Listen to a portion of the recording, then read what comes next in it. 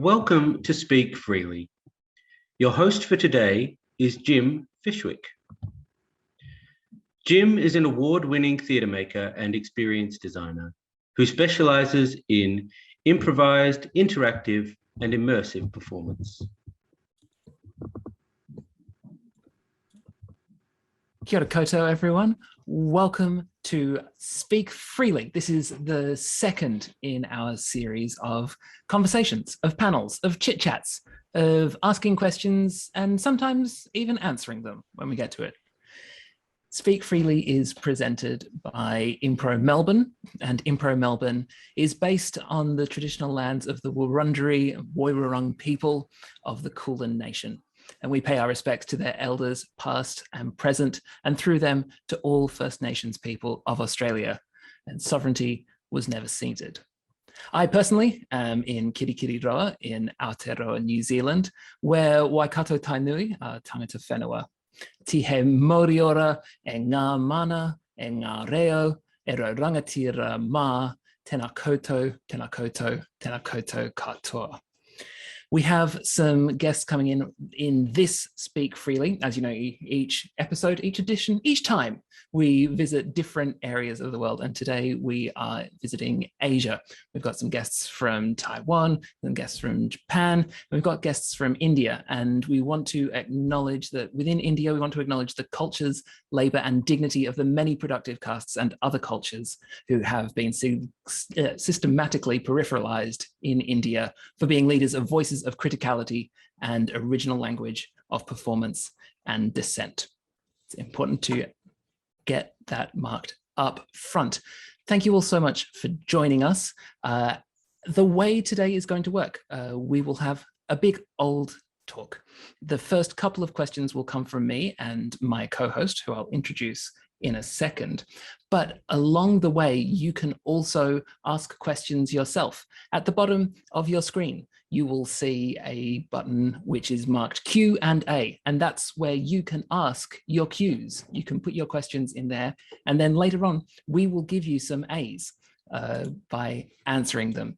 So if there's a burning question that you have right now, you can submit that in the Q&A box, or if something comes up later on, you're like, oh, I want people to talk more about that, then please ask us a question. We will get it asked for you. All righty, it's time to get to our first guest, my co-host on this adventure through the world. Will you please welcome the former artistic director of Clockfight Theatre, of the Dynasty Soapathon, of Impro Melbourne, and the author of Improvise Freely, Patti Stiles. Hey, Jim. Hello, Patti. How are you? I am great. How are you? I'm very well. I am very well indeed. Lovely to see you. And you. It's been, I think, a month since our first Speak Freely. This whole series of events is marking the launch of your book, Improvise Freely. Would you like to say a few words about that? Yeah. So Improvise Freely is basically questioning the rules around improvisation. There's a theory that creativity can be taught with rules, and using rules in a very strong sense of a right and wrong and must always do, which I argue in my book doesn't help creativity, it actually limits creativity. When we start putting creativity into a always this, never that, it immediately reduces options and possibilities. And I think that's dangerous, to just accept without a question, without a discussion, without looking at it to see if it serves what you're creating. Maybe it does, but question it, look at it, discuss it, decide that for yourself, which is one of the reasons I'm really excited by today's panel. Everybody on the panel today has been working in improvisation, in mainstream improvisation, but also have had projects that are outside the mainstream. They've got a background and a body of work that adds to the beautiful variety and diversity of what improvisation actually is. And some people would say what improvisation can be.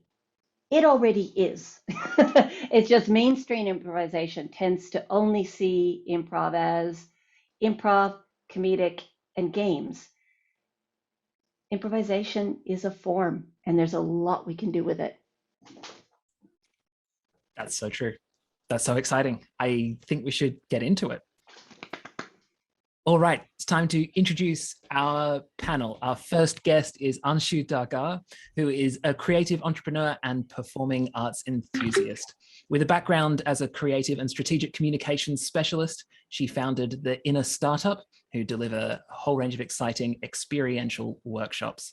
As an improviser, she trained with Forum Theatre in London and currently coaches and performs with Nortanki Bar's Improv Collective, the coolest improv group in Northern India. She also runs a playback theatre company and is the artistic director of Roots and Wings Theatre Company. Will you please welcome Anshu Daga? Thank you so much. Hello, everyone. So excited to be here. Lovely to see you, Anshu. Our next guest from Japan is Carly Gray. Carly is a musician, actor, composer, and educator with a fascination for improvisation. As a jazz musician, she specializes in the rare contrabass clarinet, but also dabbles in other reed instruments along the way. Since 2007, she's also performed improvised theatre and taught with the Tokyo Comedy Store, and recently started her own Music for Humans workshop series and YouTube channel, which develops improvised music making skills for beginner and experienced musicians alike. Please welcome Carly Gray. Lovely to be here. Hi. Hello. Next guest from India as well is Laxmi Priya. Laxmi is a playback theatre performer and has been improvising for a decade in and around Bangalore in India. She performs with the Adamant Eves, incredible name, India's first all-female improv company, and is a co-founder of City Lamps Playback Theatre. A graduate of interdisciplinary humanities from the Manipal Center for Philosophy and Humanities, and since 2014, she's facilitated spontaneous theatre-based training to encourage play and creativity in workplaces and learning environments. Please welcome Laxmi Priya. Hi, so excited to be here. Thank you for having me. An absolute pleasure. And our last guest from Taiwan is Wu Xiao-Hsien. Xiao-Hsien is the founder and artistic director of Guts Improv Theatre, the first improv theatre in Taiwan. She studied at BATS in San Francisco and teaches improv in the Department of Filmmaking at the Taipei National University of Arts. She is the translator into traditional Chinese Mandarin of Improv Wisdom by Patricia Ryan Madsen and the reviser of Impro by Keith Johnston. She also hosts the Mandarin speaking podcast Improvism. Please welcome Wu Xiao-Hsien. Have we got everyone? Oh, everyone's, I was looking at it wrong. Hello, good to see you. Hi. To kick us off today, Patti has prepared a question that Yes, she'd like to ask. Patti, over to you. I have. Thank you all for being here, everyone. Thank you. So in doing some reading and some research on all of you, it was really fascinating to discover that you all had a performing arts background before you came to mainstream improvisation. So I'm going to ask you a little bit about some projects that you've been working on, and then I'm going to ask a question at the end. Okay, so first, I'd like to ask Laxmi if you could tell us a little bit about the Social Improv Justice Project that you've been involved in. Yeah, it's with Shari and Rachel. It's with a grant from New York City. It's about looking at the possibility of satire as restructuring the larger patriarchal construct and using improvisation as a tool to create satire. And it's sort of my first space of solidifying something from improv. I usually do improv and then that's that in its ephemeral nature. So it's really exciting to be in a space where, you know, then that can be used to change the way we think and tell narratives. So yeah, I'm in the video team. They also have an ensemble team. So it's a larger project, which is very exciting. Wonderful, thank you. Anshu, there's a project that you've been working on that's called #AndMe. Could you tell us a little bit about that, please? So #AndMe is about a woman's journey. It's about what defines women and why is it that she has to take a permission all through her life. This is actually a forum theater play. And the way forum theater works is we take out real stories from real lives of people, create a scripted play, and then the last element is the improvisation part, where audiences are invited to come up on stage and make changes to the play and take on any character. And Me was actually my first play with my group Roots and Wings Theatre, and it's still as fresh as it was, so nothing is outdated there. The challenges still remain, but it's beautiful to see how people actually make interventions and come up with great solutions there. Oh, fantastic. Thank you. Thank you. Kali, when I was reading your website, which is just a beautiful website, Thank you. I was really drawn to the mantra jam. Would you mind telling us about that? Sure. So I've always had an interest in Eastern spirituality. I grew up in Hong Kong, so maybe that's part of it. But one of my favorite jazz musicians, a guy called Steve Lacy, is someone who worked a lot with setting poems and words to music. And I've had a hard time getting together groups to play this music, his music, in a dedicated way. But what I wanted to do is I figured that by using shorter, kind of pithy kind of things, we might actually be able to improvise music around these mantras. So the idea is it would be kind of like I mean, spiritually intentioned perhaps, but also a relaxing thing, but with the potential basically to take people on a personal journey through the words that we're using. Beautiful. Thank you. Sure, my pleasure. Thank you. And Wu Xiao-Hsien, you have a workshop that's called Improv Games That Wake Your Civic Consciousness. Could you tell us about that, please?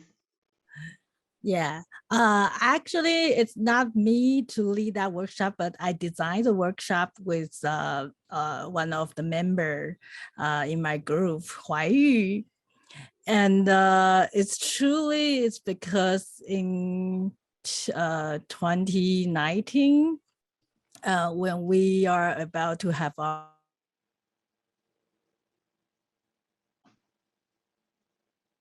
Oh, I think, is anybody else frozen? Yeah, Hsiao-Hsien is frozen for me as well. We might have to come back to her. Okay. After that. When she joins, question? yes. Yes. So when she joins back on, we'll pause to let her explain about the workshop, and then we can re-ask this question. So what inspired me was reading this beautiful diversity of work. Yeah, civic consciousness, spirituality, mantras, social consciousness, social constructs, looking at the feminism perspective. That is not mainstream improvisation as most people know it, and as it is often taught. So I'd like to know what motivates you, what drives you to explore improvisation this way, to speak this voice, to challenge these subjects.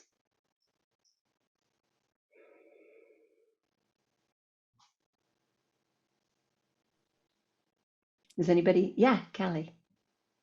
I would say that what I've found to be the case is that improvisation is kind of the universal language within art. I mean, you can improvise in any genre of art, but also even cross the board in education and education, spirituality, and I mean, even just in basic daily human life, improvisation is there. So I'm just fascinated by it as just a real fundament of human experience, but one that has kind of been very much suppressed and ignored, at least consciously. So that's kind of what guides me to follow these different paths. It's really just wanting to figure out what's actually going on behind all of this organization and planning and stuff that we grow up with, you know? Great. Yeah, so I think for me, you know, the fact that improvisation is not just spontaneous, but it actually breaks the fourth wall. And adding that bit to all the work that I do, I feel that makes it really real. You can't really have a pretense there. And also what happens is when your conversations are real, when you get the real feedback from people, I think transformations are more overlasting, and there is a shift in the mindset as well, which it brings with it. So I feel improv, along with spontaneity and the realism that it brings in together, makes it a great combination to spread messages or raise any issue that you wish to. Great. Just to add to all the wonderful things we heard from Kali and Anshu already, I think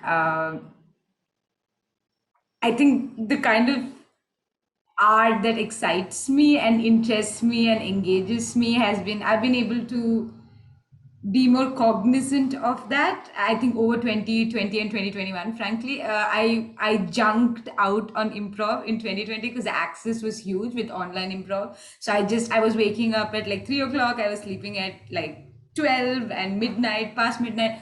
And sadly in 2021, it was like, okay, if this situation, global crisis is going to be longer, you have coped for a year. Now you need to think about what you really want to put your energy in. And that's when I was like, what is the sort of improv that's exciting me? And I'm much like, I think many of us, and mostly a lot of us who do improv, I do think art is political. Like there is no way to separate these two. Like existence is political, existence is performance, therefore improv is political, and who I am informs, even if I was not to put it in a framework and say, hey, this is social justice improv, or hey, this is, you know, I am coming from as an upper caste, urban, educated Indian who's under 30, which means I'm seen as a very productive age in a country which is sort of a younger democracy.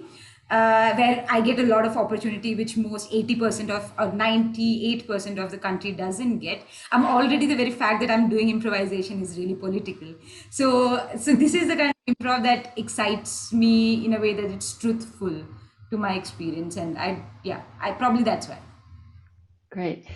Now, the follow-up question on this, do you think that as improvisers, as artists, and as humans, we have a responsibility to use our platform to engage in such subjects?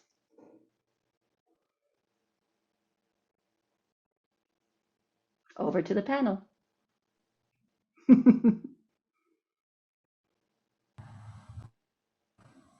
Yes. I will nearly always dive in first unless someone does, but Laxmi, please go for it. I think responsibility is like interesting, and I think the construction of responsibility is always in a binary to play. Usually, you know, like there's play and then like you're responsible, and somehow shoulder looks like this when you're responsible. When you're playing, the shoulders look like this. But I think in improv there's an actually unique chance to mix them, like play responsibly in a way that we don't have to go. The construct doesn't have to be rigid. So for me, even if we were not consciously talking about frameworks in which we spoke about our works, we're still doing the kind of work which needs to be responsible. And also, I mean, every minute that we are on stage with improv, we are pretty much naked in that sense of our biases, of our preconceived notions.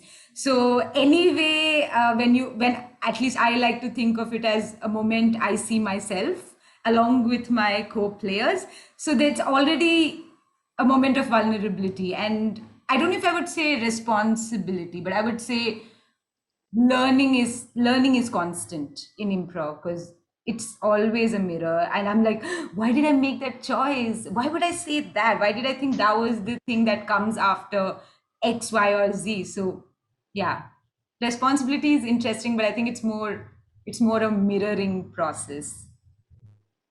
Great. So there's this saying we all know about: with great power comes great responsibility. But I think that's a lot of pressure there. And I would agree with Laxmi that responsibility would be a tough word. But as improvisers, I think we do have some, I could call it powers, some powers there where we can make a shift. We can make people think. We can make people move. But should we take it as a responsibility and put pressure on ourselves, or try and adapt or do something which may not lead to what we wish to, because it's all spontaneous and it's not really something which can really be in our hands and can be controlled by us? I would say, first responsibility, or the power should be on us, on how we make ourselves better, how we change ourselves, become better human beings, and see the change and vulnerability within ourselves. Then we look at outside towards the society on making those little shifts, which may not be the great change makers, but at least even if those are little shifts we can do through through improvisation, I think why not? We can, and we could look at doing it without the pressures of it. Yeah. Wonderful. So Wu Xiaoshen, we'll have Kali finish answering this question, and then we'll have you continue explaining the civic consciousness. And I'm so glad you're back. Yeah. So Kali, do you have anything to say on the responsibility? Yes. When you say responsibility, I'm assuming that you mean social responsibility.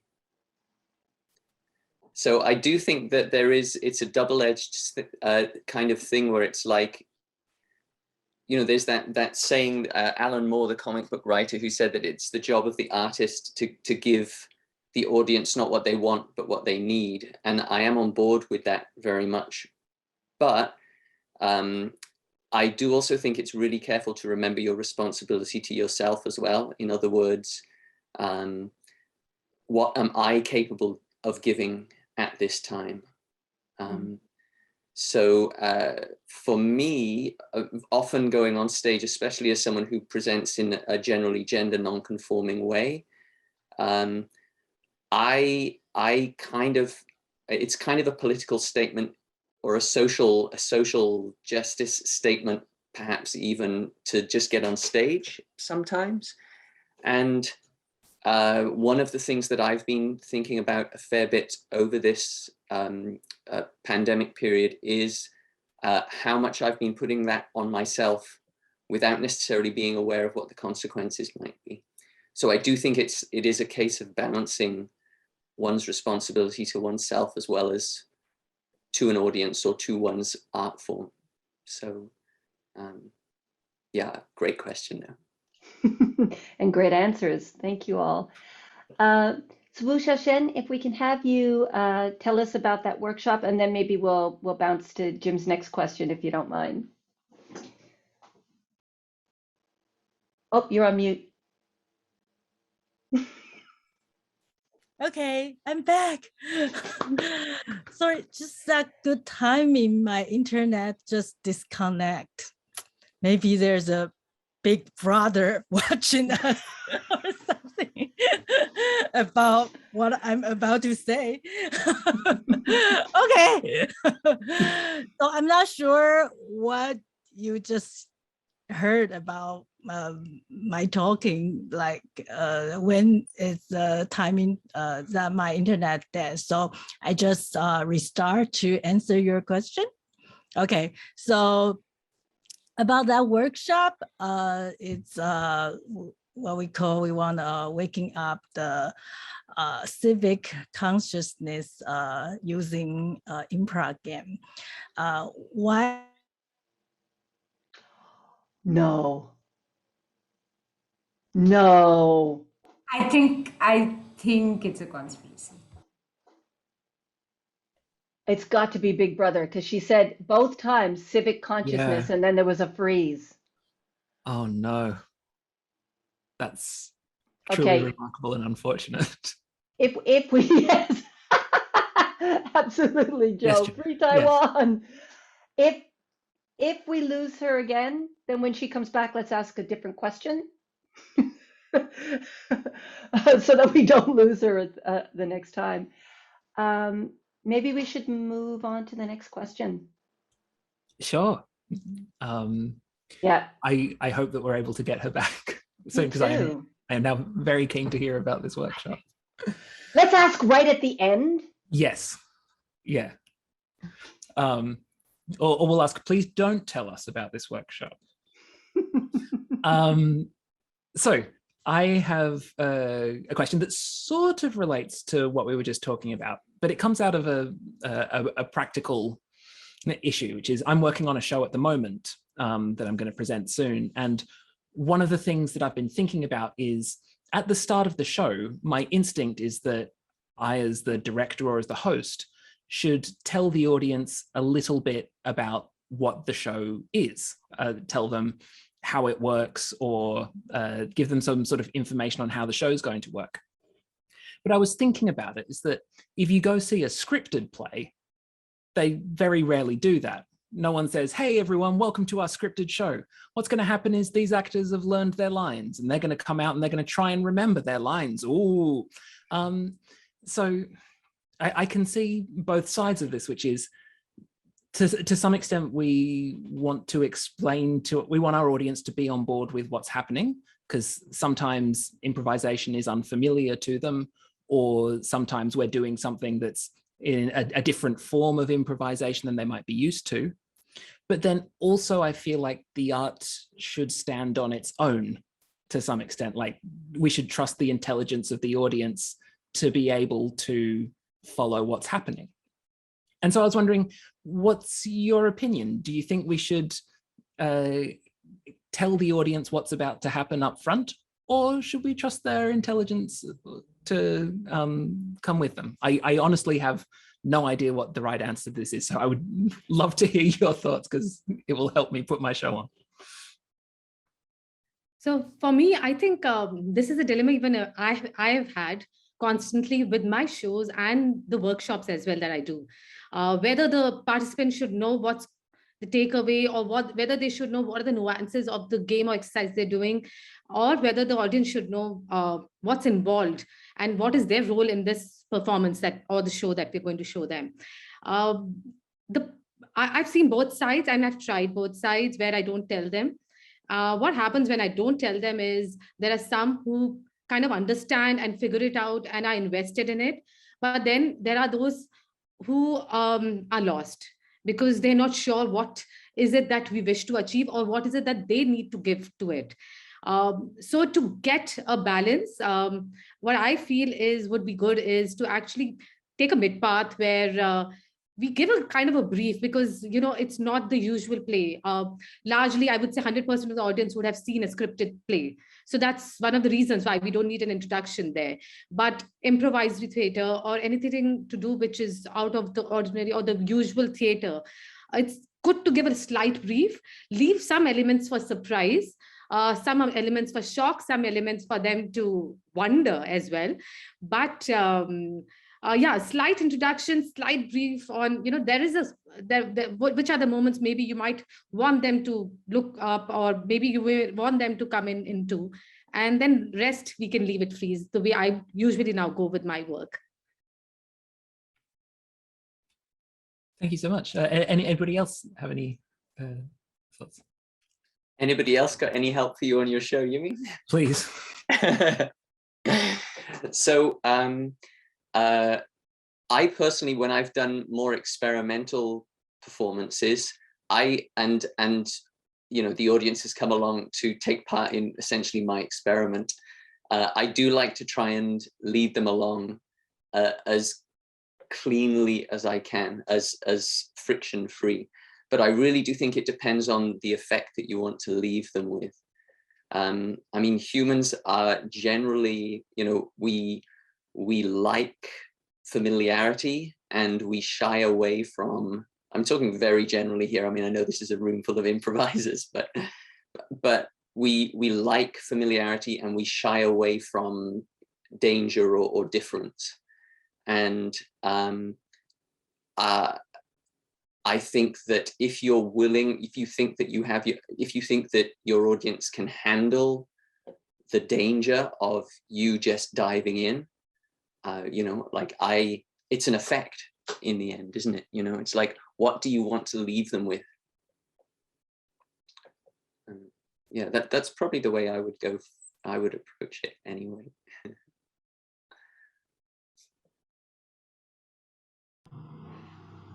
I can go next. I think there are perhaps like two things. One thing that it curiously reminded me of something that I read recently, which I'll share later. But for me, the question is about expectation setting, and it's very culturally located for me. For somebody who's in India where improv is really new, it means that there needs to be some level of sharing, because already when somebody ends up at improv, it's like, I thought this was going to be stand-up, and I'm like, no, it's not going to be stand-up. Or they're like, I thought it was going to be like scripted, and you're like, no, it's so there's a certain level of expectation setting so that the community grows because of this stage in which the art form is at the moment. And that's something that I also and as a team we have to do for playback theater, because it's a theater of real life stories. And there's this particular ritual, and for me this is the important part of helping the audience arrive from whatever life they were leading the minute they step into that moment, be it Zoom room. So there's that ritual of arriving into that moment of performance.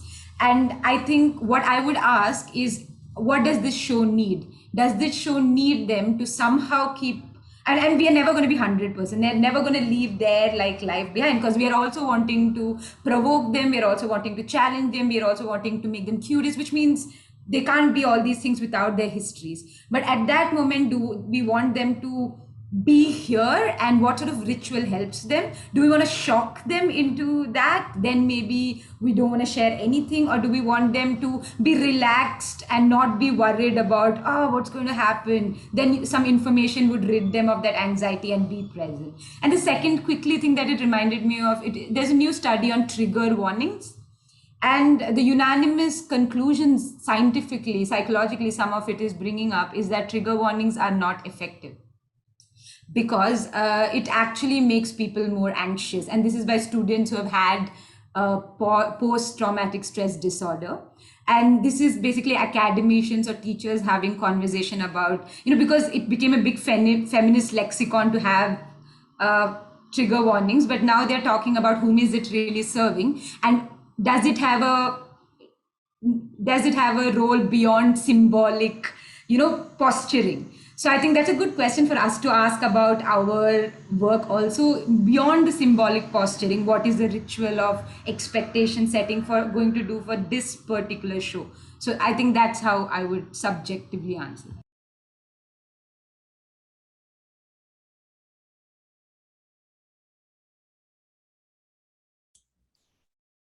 Excellent. Thank you very much. Welcome back, Xiao-Hsien.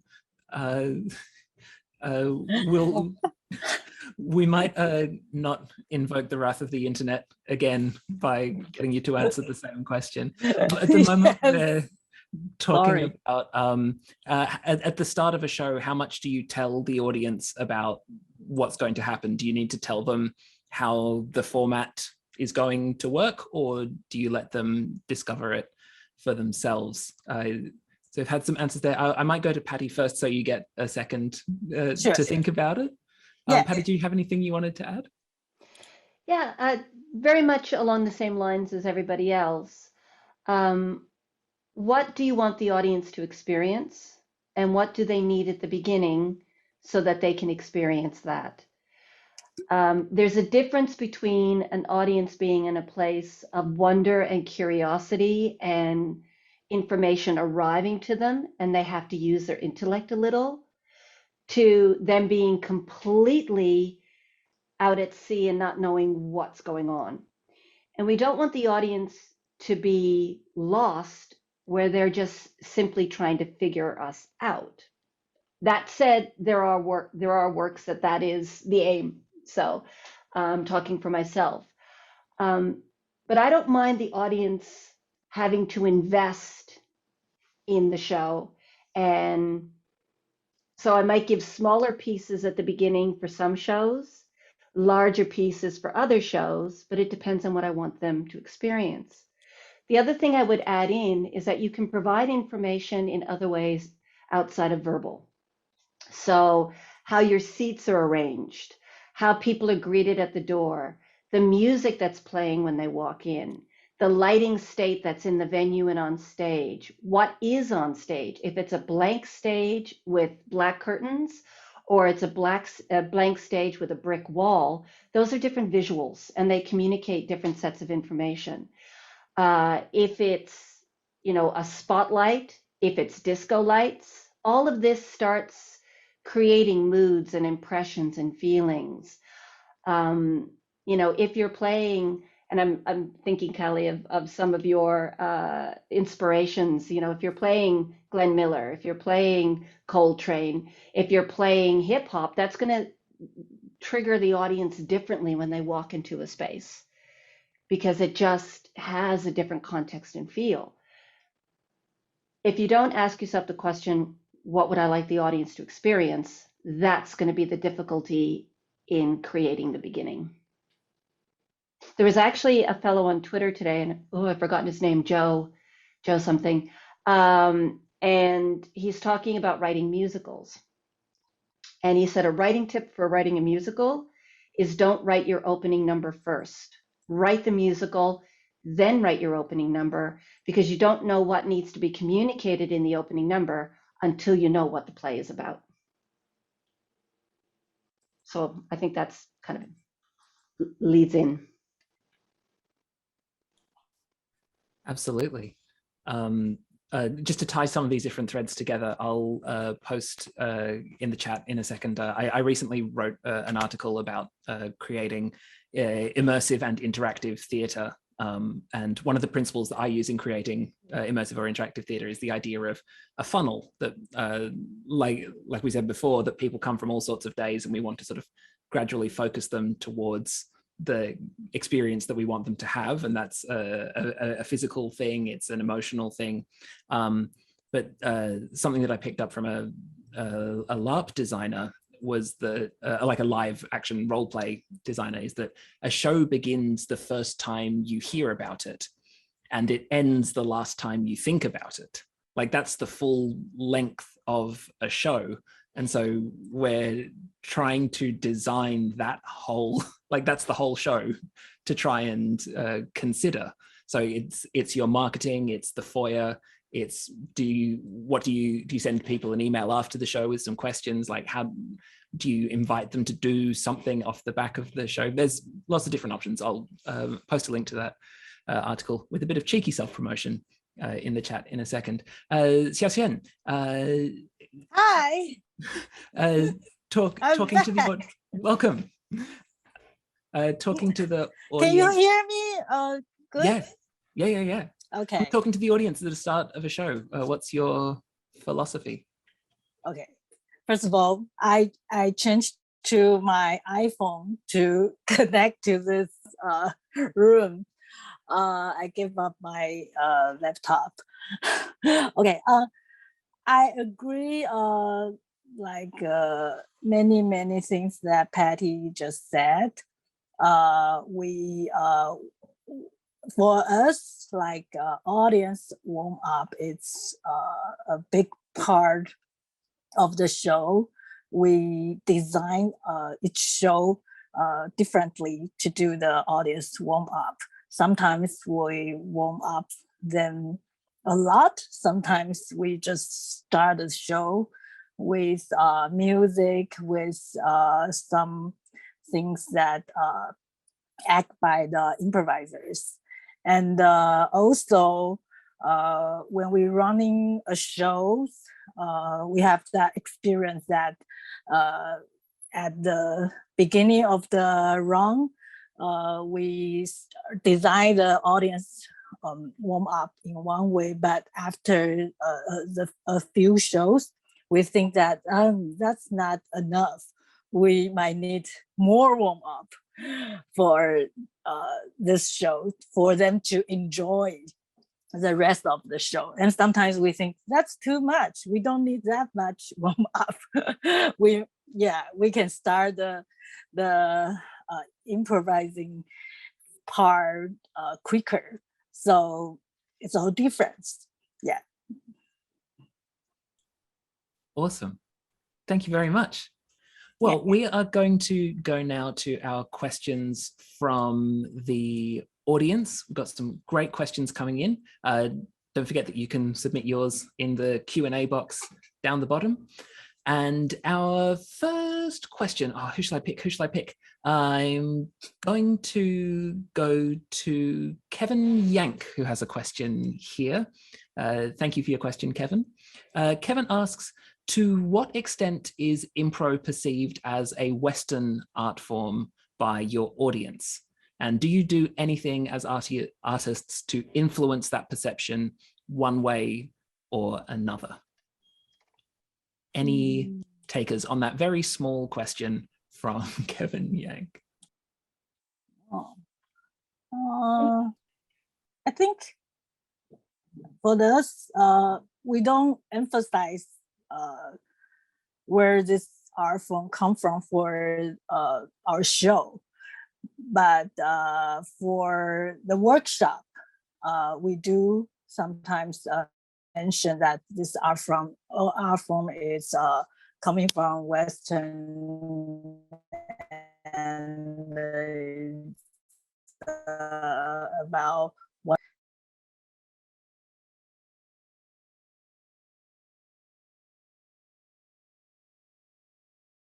on civic disobedience and Western.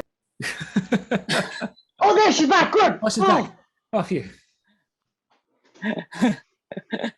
Yeah, so we wanted to respect like learn these things from, and for these students to, if they want to know more about this, they can look for their research.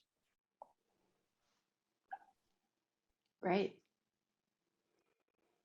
I think in my side of the country, and maybe my entire country, improv is at a very nascent stage here.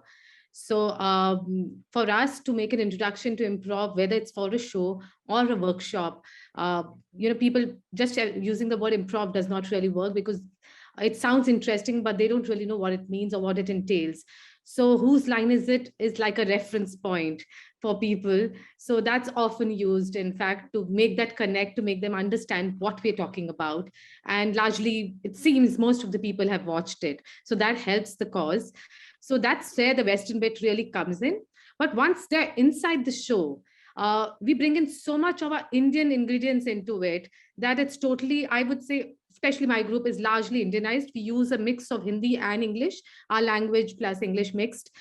We use a lot of references to our film culture from Bollywood, or is it from the regional cultures, regional language, or slangs, or things which are very local as well. So that's where we Indianize the entire thing. So it's only till they don't know, and the introduction is where the Western part stays. And once we are in, it becomes Indian for us. I think I'll go next just to compliment what Anshu shared. It's interesting. First of all, it's a great privilege to be two Indians on the same panel, because I know we are doing global improv stuff, and I think it speaks to some of the multi-realities of a country, which is has so many cultures every 100 kilometers, so many cultures. So interestingly, and Nautanki Bas, which is Anshu's theater, does a lot of wonderful vernacular stuff. And I think it has a lot to do with the space that geographically and culturally that northern parts that work with.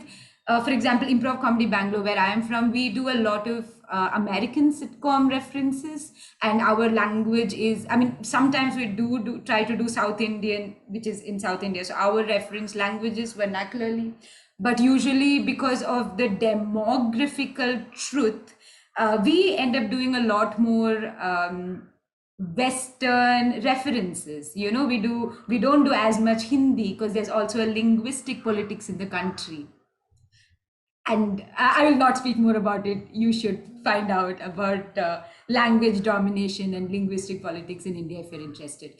But what I wanted to say was improvisation, and we were talking about this, improvisation and as in the mainstream is one thing, you know, as borrowed from the West. But then there is the idea of just so many native art forms which have improvisational part in it, like improvisation as a tool in it, like from the top of the country to the bottom, from east to west, all parts, there are such indigenous art forms which have their own ways of improvising. So is improvisation as a tool new to India? No, it's as old as song, as they say, the first song.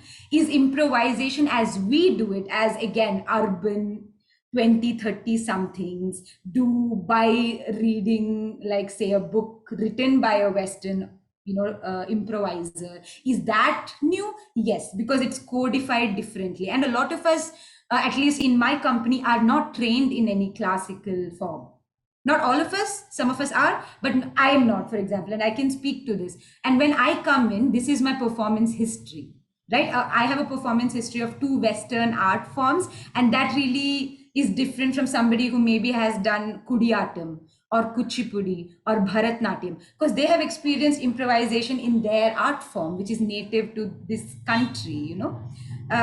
So, and it's also, I think I'll end with also contextualizing it in a conversation that's going on in India, which is in caste politics. A lot of productive castes, which are castes which were oppressed for the longest time, talk about their indigenous art forms, which are also art forms of dissent and representation.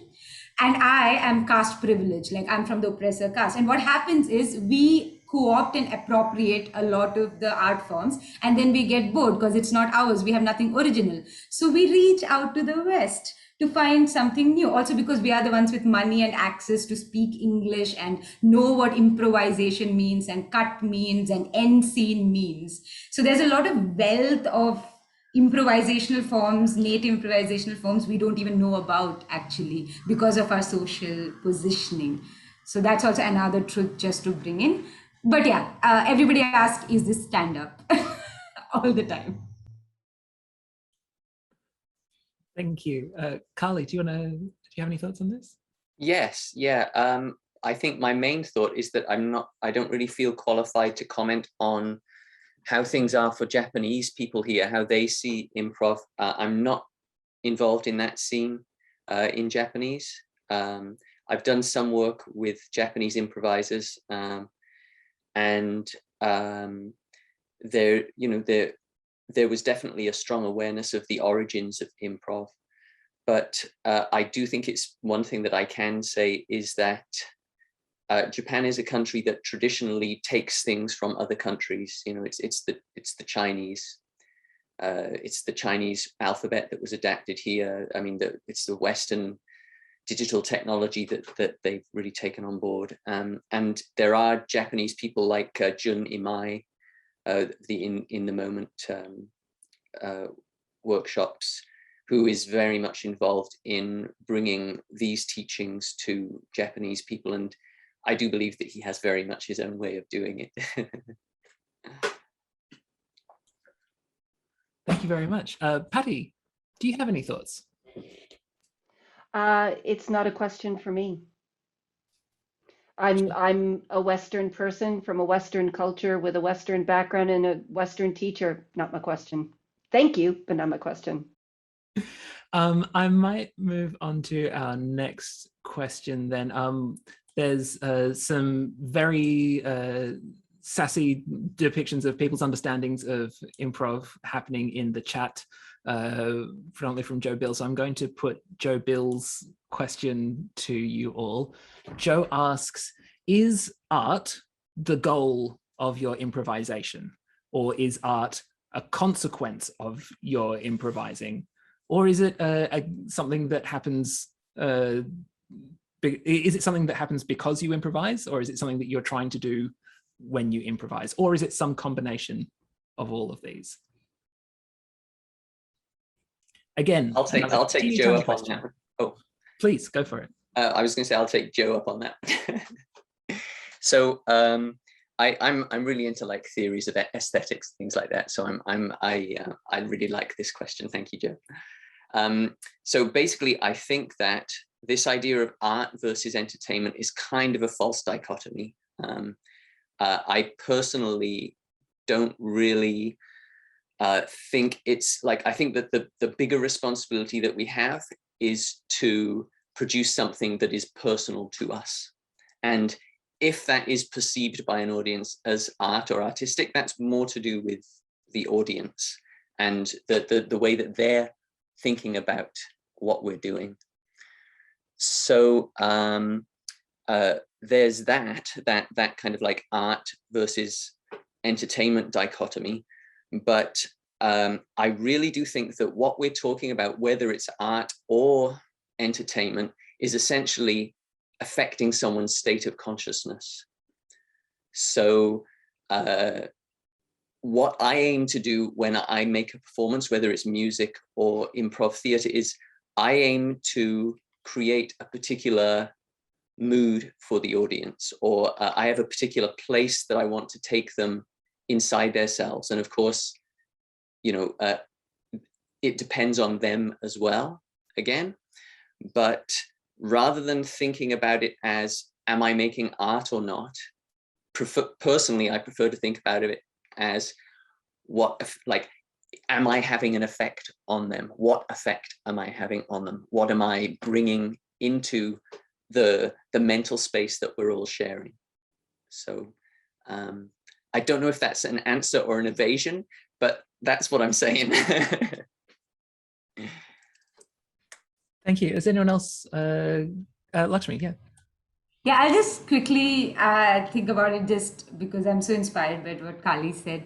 I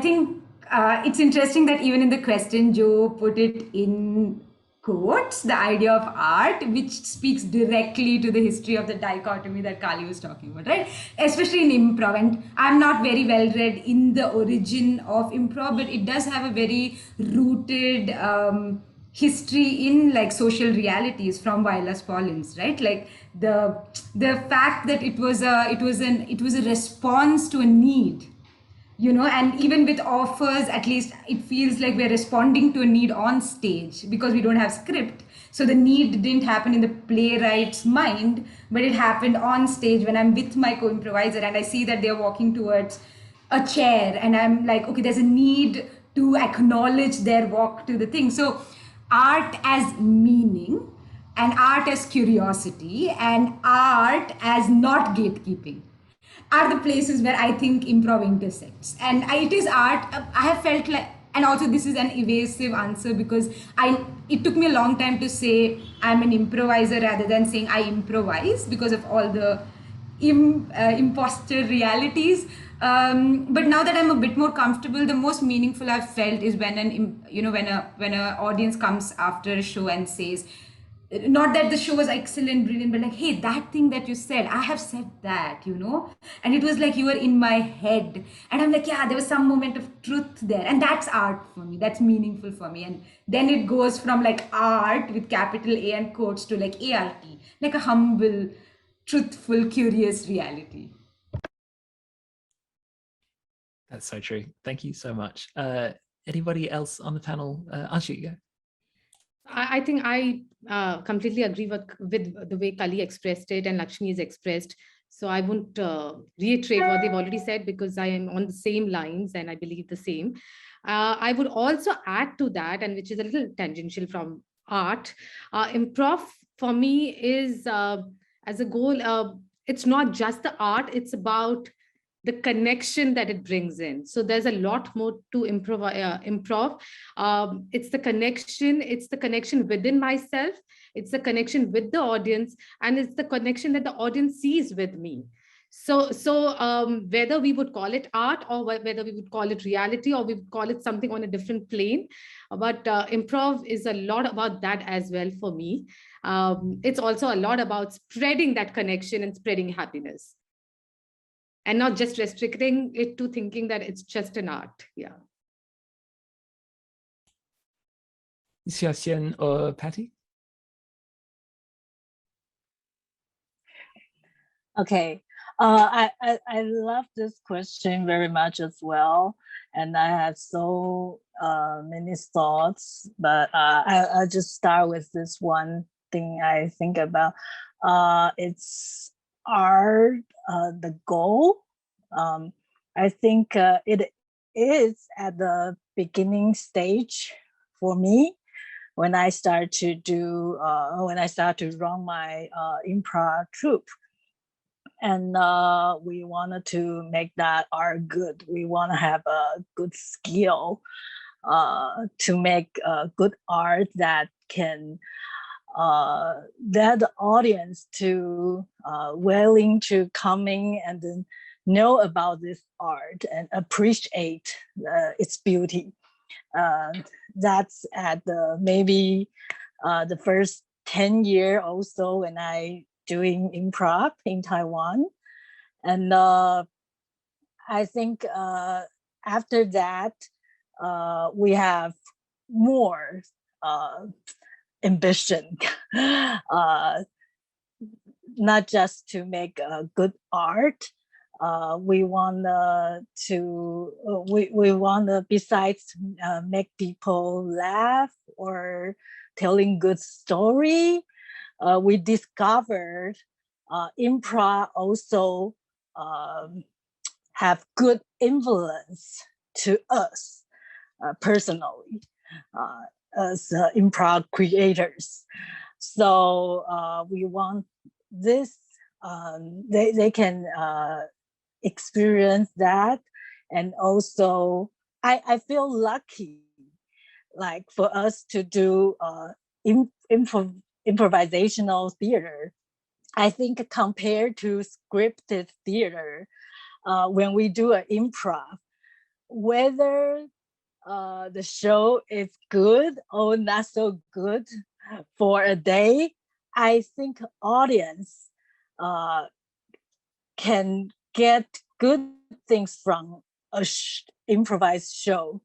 Whether the story is good or not. That I think that's we are lucky. It's the amazing thing about improv, because I think audience will feel different when they watch scripted theater. So I think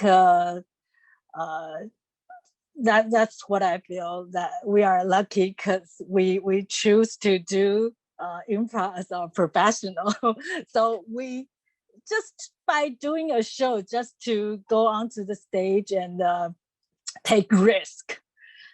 This action, this process can influence people, can because audience they come up to us after the show. Probably a lot of time they just tell us that what they see during the show is not about the story, but what we do, what's our reaction as an individual improviser or as a group, that inspire them, that make them feel profound during the process of watching the show. So yeah, that's my answer. Awesome. Thank you so much. For me personally, art isn't a goal of what I do, because I think that's like saying a runner saying that the goal of what they do is running. Like the art is the process or the framework within which I do everything else. The goal obviously is making money. That's why I started improvising. So to throw your question back at you, Joe, it depends on what you mean by art, because like art is in the eye of the beholder. Like if you look at the fountain, the sculpture of a urinal, ostensibly by Marcel Duchamp. Like, it's a urinal, but it's called art, so it's art. Or so, like, I could do the hackiest, like, pew pew, pun pun, gag gag, improv bar prov you can imaginable. It's still art. It's still a form of art. I personally happen to try and make art that is going to be seen as art. Like, I want people to go like, oh, that was very artistic. Like, I want to like meet everyone's art threshold, but that's separate to whether I am making art or not. I'll finish with, I was listening to an interview with Yo-Yo Ma, the cellist, who says that he tries to approach his life that he is a human first, a musician second, and a cellist third. That art may be in there, but it's negotiated within other hierarchies of being a human and being like a technician on a particular instrument. So take that, Joe. Great. No, it was Yo-Yo Ma on Desert Island Discs. I'm going to switch to two questions here that relate to Patti's book, Improvise Freely. So first question here is from Wendy King, who says, I'm still reading through Patti's book. I found the section on yes and really interesting. So for context, Patti's book looks at a couple of different rules of improvisation, one of them being yes and. Wendy says, particularly the dark side of yes and.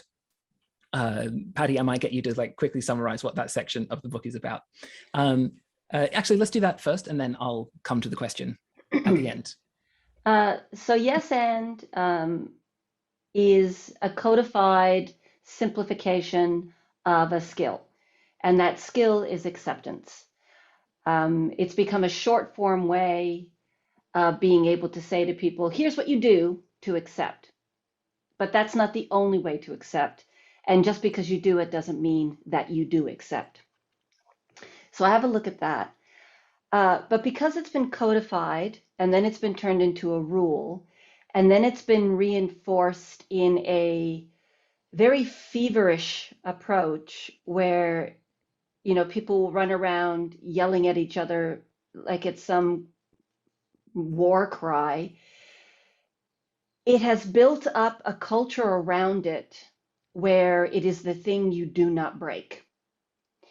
To the point of, you know, I was out having lunch with people and someone said, you know, would you like this? And I said, oh, no. And they went, well, that's not very yes and of you. I thought, well, it's lunch. It's lunch. I'm allowed to say no, right? But that system, that points out just how deep that rule has been ingrained to a level of obedience. And this is where the dark side kicks in.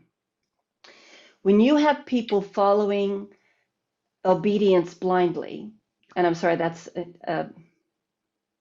not a correct way of saying it. When you have people following obedience without questioning or thought or perception or choice, then that allows people to control, that allows people to manipulate. And this is what has happened.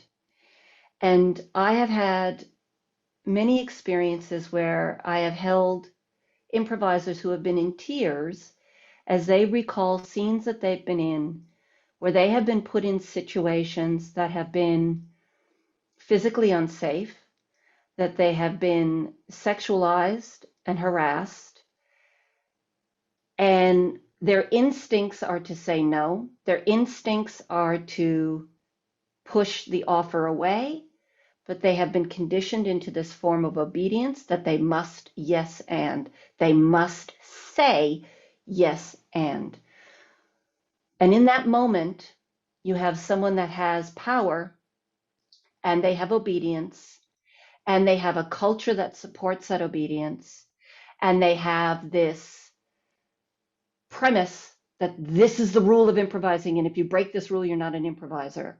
So they have group mind, group influence, social power, individual power, obedience, dominance. And that is creating a very lethal cocktail in improvisation. We should be teaching acceptance. And within that, if someone has said something which is, unkind, you can accept that it's unkind. And you can make the scene about an unkind thing. So that's the dark side, is this obedience culture. Thank you, Patti.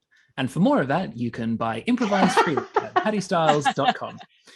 So the question at the end of that from Wendy King is, has anyone on the panel found this specific rule of yes and to be an issue in your creative communities?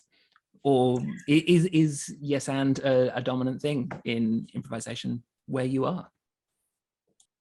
And okay, my mic is on. Okay. I have something that I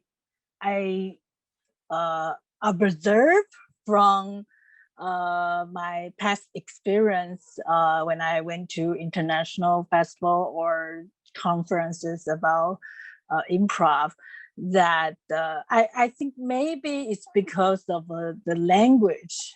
Yes and is like two English vocabulary, so that I discovered that in Taiwan we teach yes and as a concept. So this concept is really about acceptance and adding on. So we never encourage people to actually verbally say yes equal accept or equal what we need to do when we improvise.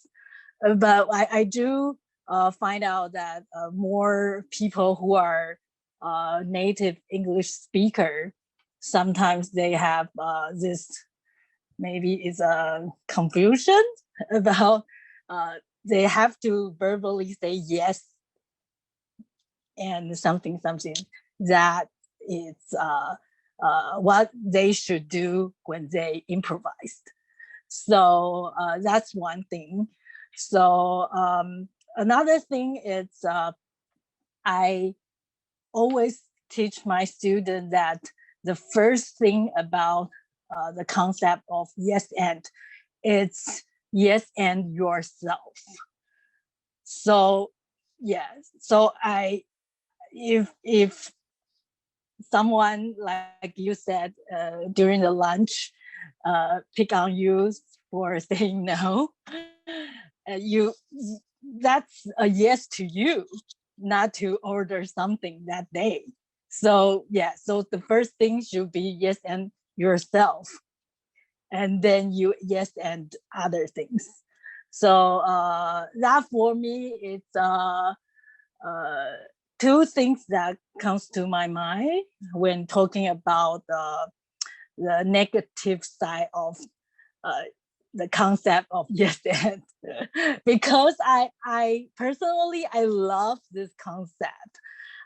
What I feel is when people that think yes and it's not right, it's because they understand this concept wrong. So they think yes and is not it's not always right in improvisation. But yeah, that's what I feel. Fantastic. Thank you so much. Laxmi, did you have your... Yeah, I just wanted to add like two things as somebody who heard yes and maybe 4 years ago as a phrase. The first time I heard it, it was complimented. Jonathan Pitts was the one I was learning from, Improv Proper. And the first thing he said while he said yes and was, I prefer acceptance and building. So as a student, in my head, yes and was just a catchphrase with a subheading, and I think with anything, like a nation, the idea of a nation, like the idea of a motherland, the idea of anything, when a concept becomes bigger, when a word or catchphrase becomes bigger than what it stands for and the multiplicities of meanings that it stands for, like Patti said, it's too dangerous. It's dangerous because it has this sort of, it is wielding power in a way that's unchecked for me.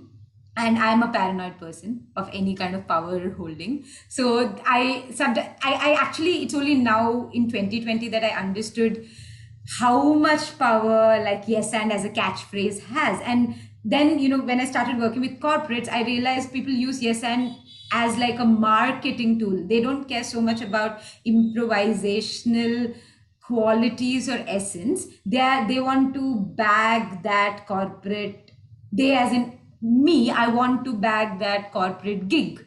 And yes and is so much easier to sell than say, you know, just be good human beings to each other and believe in like humanly things. And they're like, oh, okay, get out. And you're like, yes, and I'm like, oh my God, it's so jazzy. And they're like, yes, we want that. So the catchphrase becomes sort of bigger than, and it's okay to do that, I guess, because you know how we make a lot of money in improv. But then when you get that opportunity, you can stand on that and expand it. I think once one gets lazy or one doesn't think critically because something is handed down and this is how things supposed to be, then it becomes really big and dangerous because it becomes unwieldy. Like you can't hold it anymore. You don't know why you said it in the first place, and that's always a scary place for anything generally.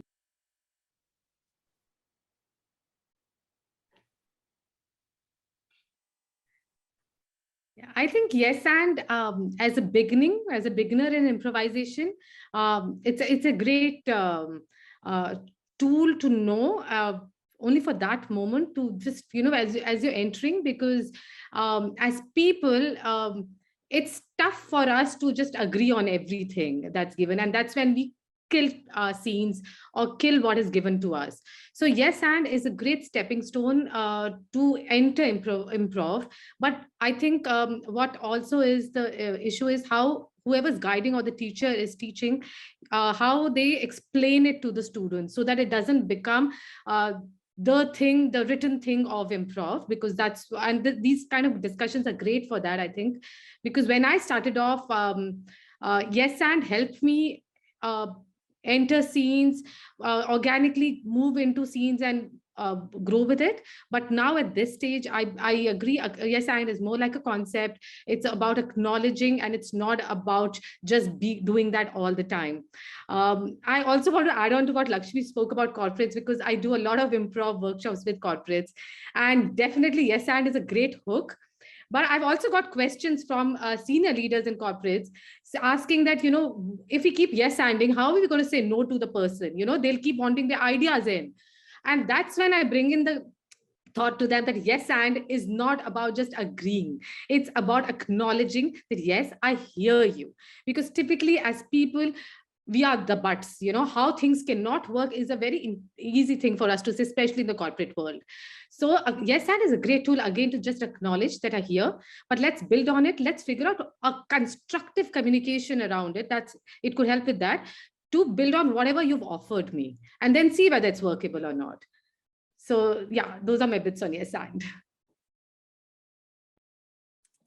I don't really have anything different to add there, other than the fact that I was quite lucky that in my improv education, it always, yes and always came with provisos and you know, context.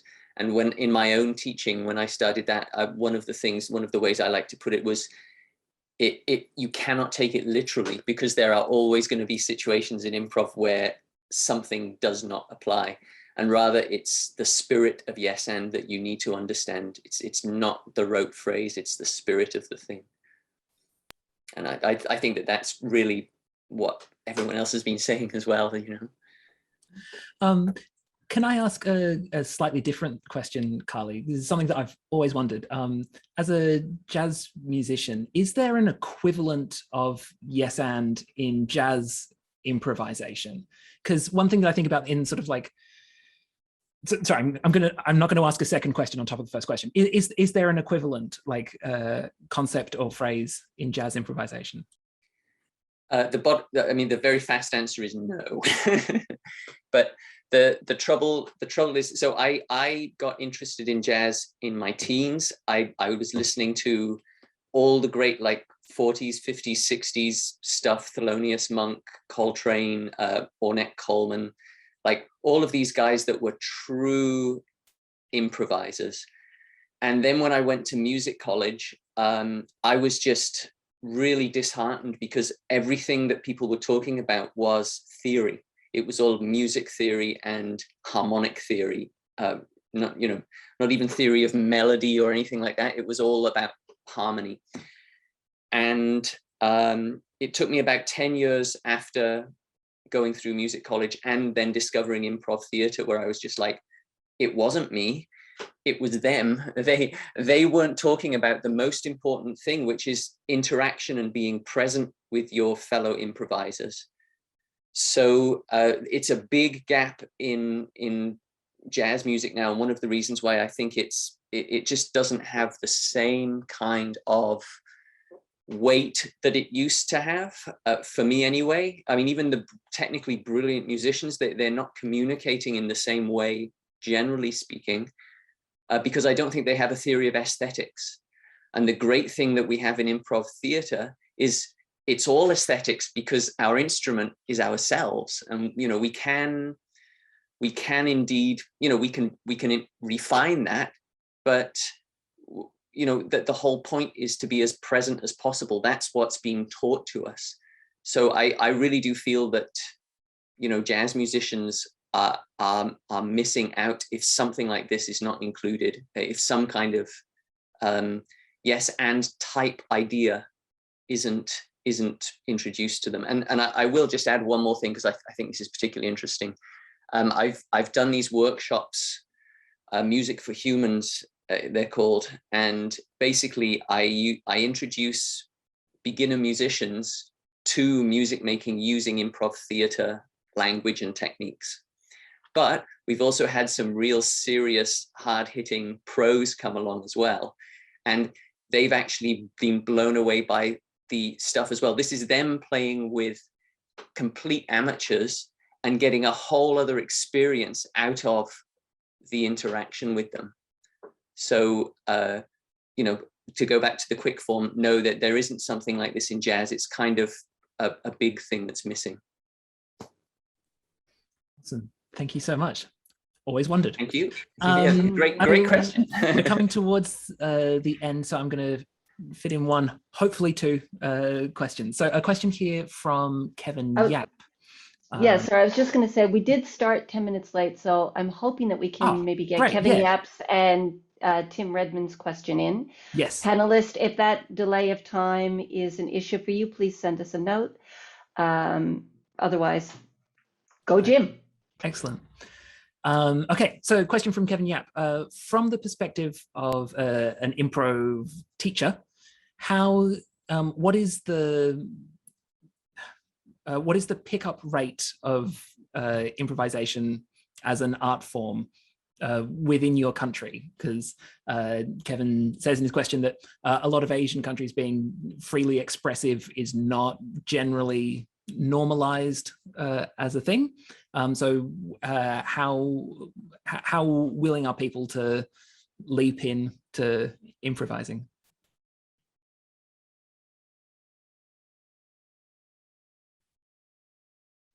I'm going to jump in here very quickly and just say the same thing as Patti did earlier. This is not really a question for me, but Jun Imai is the guy to check out the In the Moment program here in Japan, who's doing a lot of work to spread improv here. So that's my 2 cents, half a cent, I don't know.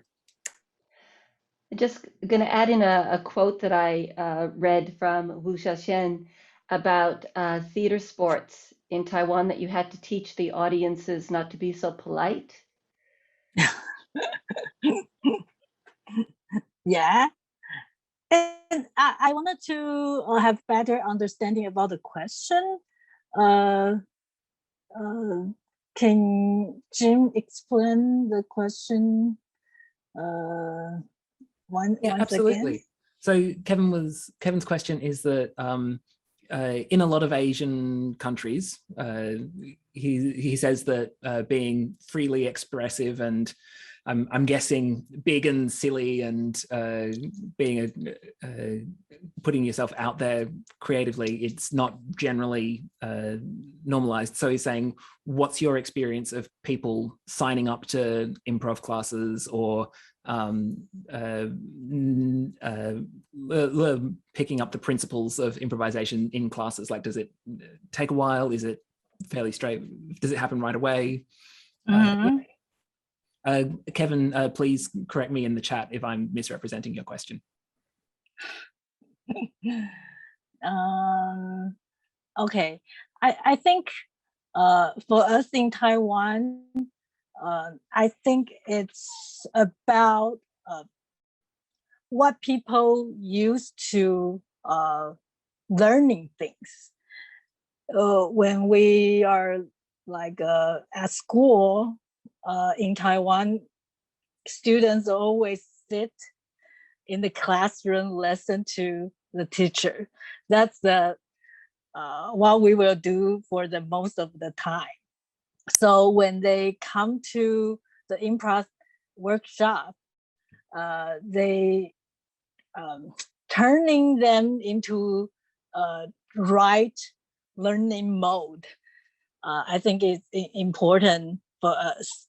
So I think what we work on a lot in our group for teaching improv is we really trying to be very gentle and very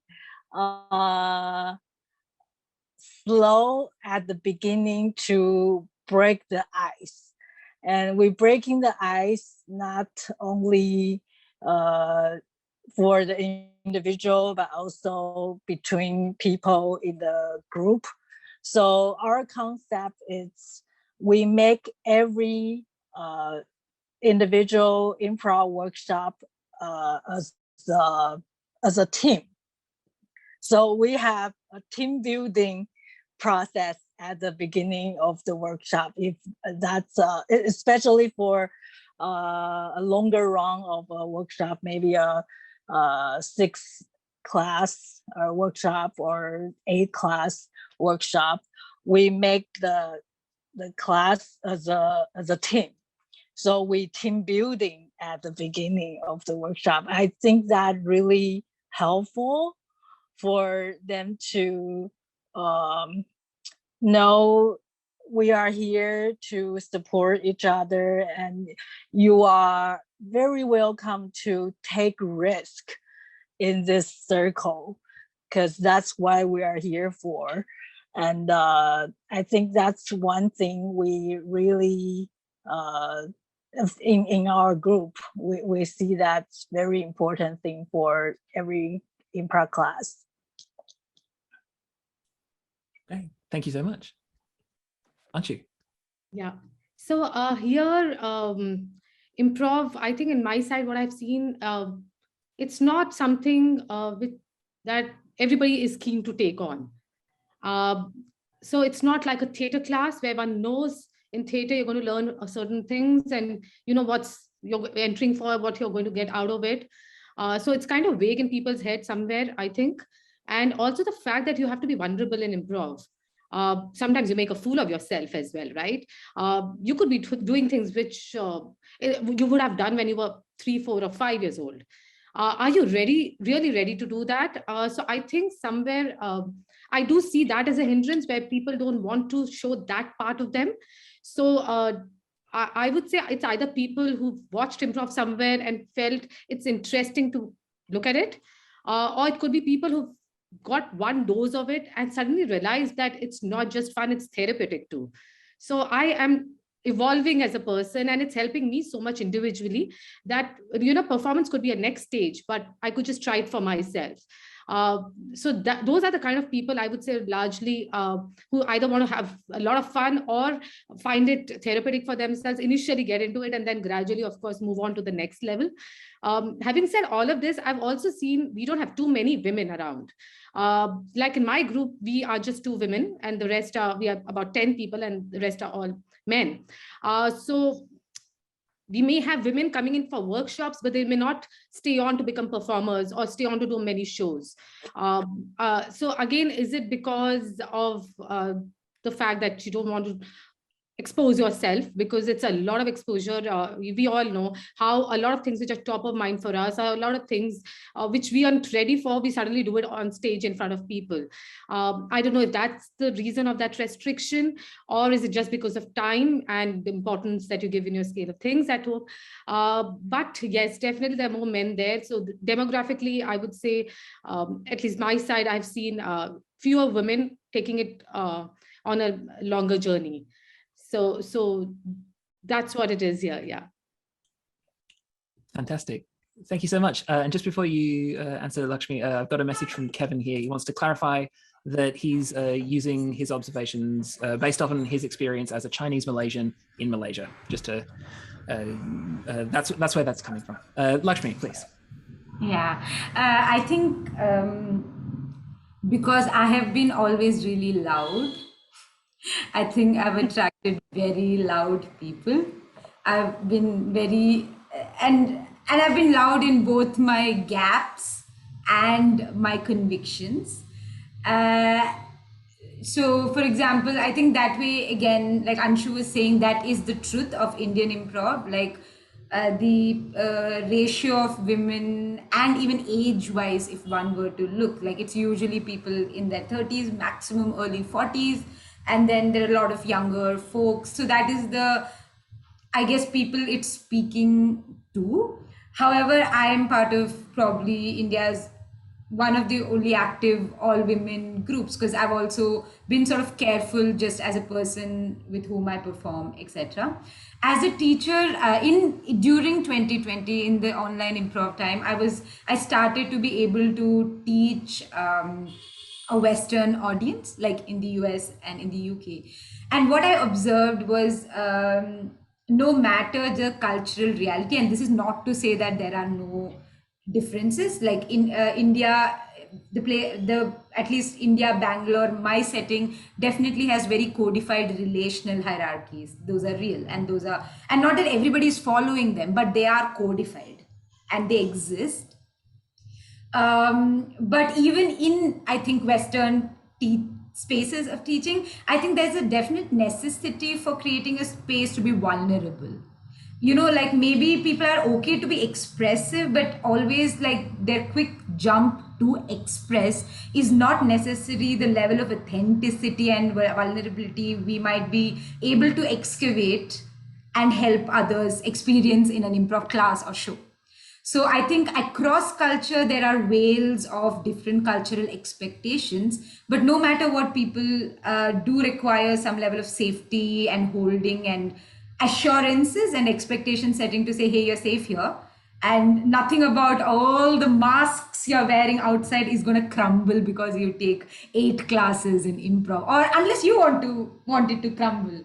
You know, and that is the invitation. For me, that's really the invitation into improv. Like, do you really need this mask? Do you really think you would like stop being yourself if you were to let go of some of that baggage and pressure and adulting or whatever? So having said that, it is mostly urban folk in my teaching. It's mostly people who are young. It's mostly people who can afford to spend money. And that's a vacuum which is real. As a country which has a very earning 30, 20-year-olds, they are looking for new things to do. So a lot of people who turn up in these workshops are people with some disposable cash. And that's not a lot of people in India, as you know, from our gross domestic product, GDP. So, yeah. Fantastic. Thank you. I'm going to try and squeeze in one last question here from Timmy Redmond. I'm going to make a terrible segue.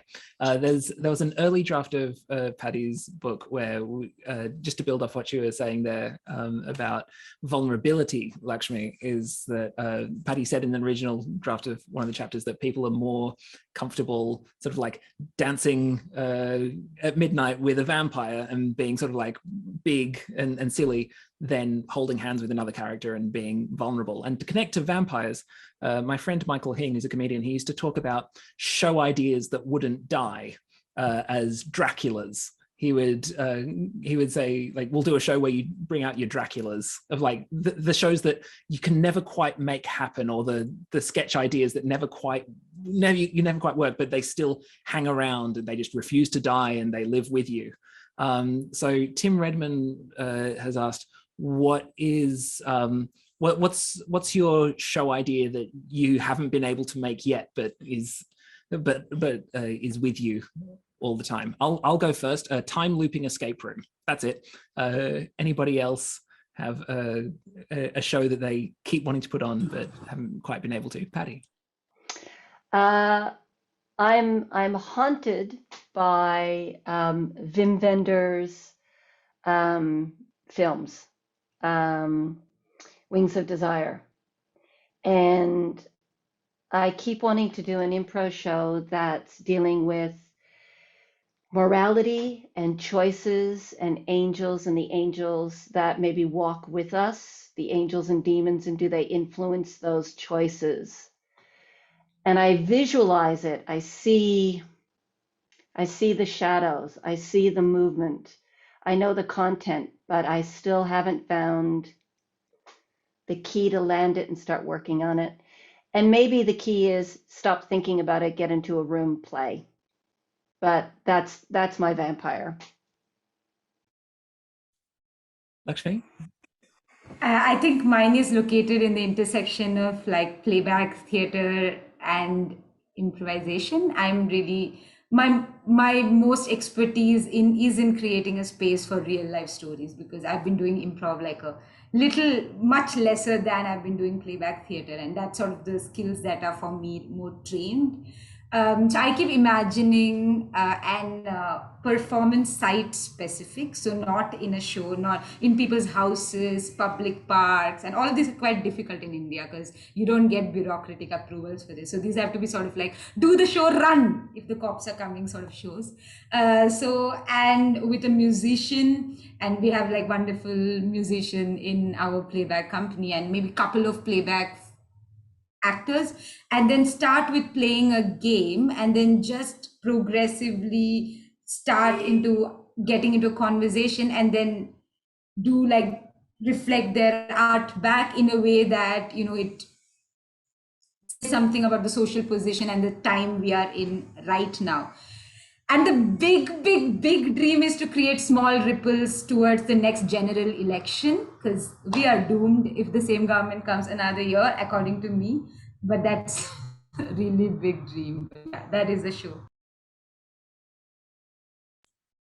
Excellent. It was quite spooky that your internet started to freeze for just a second there as you started talking about the election. So this panel is haunted. Anshu, Kali, or Xiao-Hsien, is there anything that you'd like to add? So, please go ahead. So something that's always made me quite interested in, but I haven't had the courage to try it, is Augusto Boal's Invisible Theater, which is a lot of improv because you just take real situations and pick up on real people, any cause, and your actors just come in, play out a situation and just move out. Nobody gets to know it's actually improv and acting that happened, because you just wanted to understand people's reaction to that social cause. I haven't had the guts to do it yet, but I wish one day I will be able to.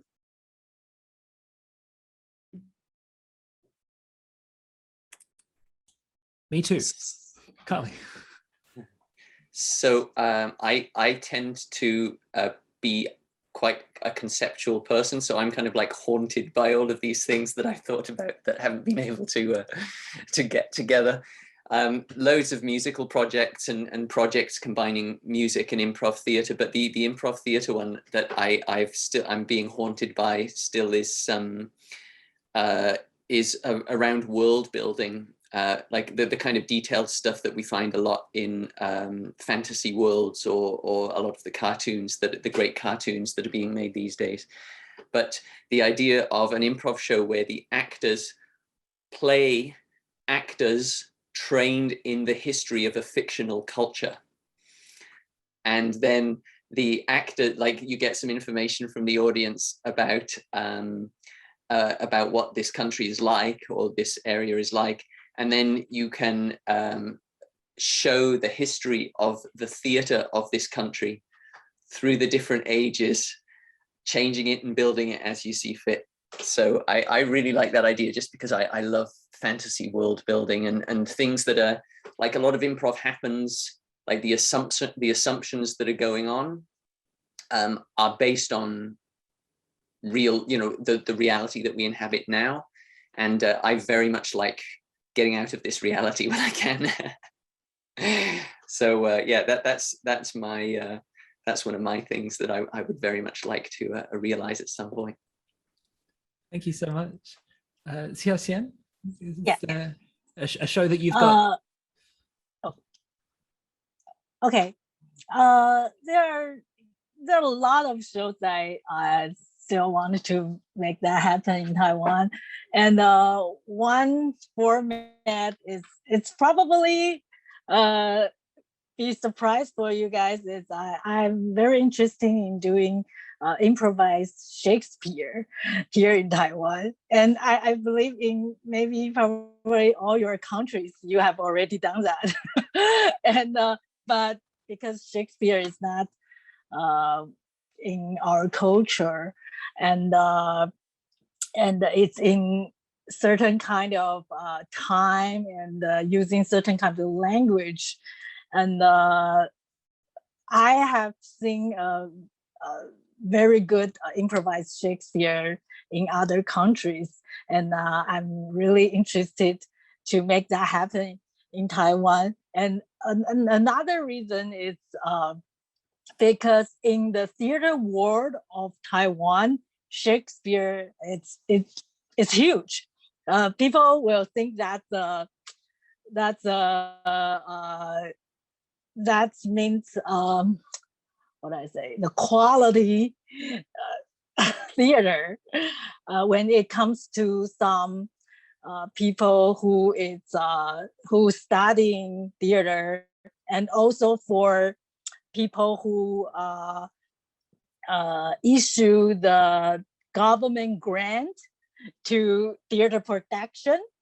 So for us as a theater improvisation theater company, a lot of time it's difficult for us to get a government grant, because I think they see us always like just making comedy. So I'm just very curious if one day we make improvised Shakespeare, if they will give us grant. So that's one thing I really wanted to do. And another project I might be interested is to do Taiwanese speaking improv shows, because in Taiwan we speaking Mandarin, and also Taiwanese is a important language for Taiwan throughout the history, but it's dying. So I wish one day our improviser, we can practice our Taiwanese good enough to do a full Taiwanese speaking show. Okay. That would be fantastic. I have got a siren going off in the background, which is our alert that it's the end of the panel. So we're going to finish there. Thank you all so much for your time, for your thoughts. Thank you to everyone who came in. Audience, would you please give it up for Anshu, for Carly, for Laxmi, and for Xiao-Hsien, for my ongoing co-host, Patti Stiles. There will be one more Speak Freely happening in just under a month on the 30th of October, nearly Halloween, very spooky. We'll have a completely spooky themed, I haven't talked to Patti about this, all ghosts. All ghosts. No, I think next time we're visiting the Americas, is that right, Patti? That's right. We do have Joe Bill confirmed to be on the panel, as well as Elise Rodriguez and Danielle Orentia from Colombia. And we will have 1 or 2 more guests coming on. Fun fact, Carly, Daniel, and I all attended the same workshop with Keith Johnson. I was just thinking that, yeah. Coming up to 8 years ago. Oh God, it was 8 years ago. Anyway, thank you all so much for your time. Thank you for the fantastic questions, audience, and we look forward to seeing you at the next one. Have a lovely weekend and goodbye. Bye. Bye. Thank you. Thank you.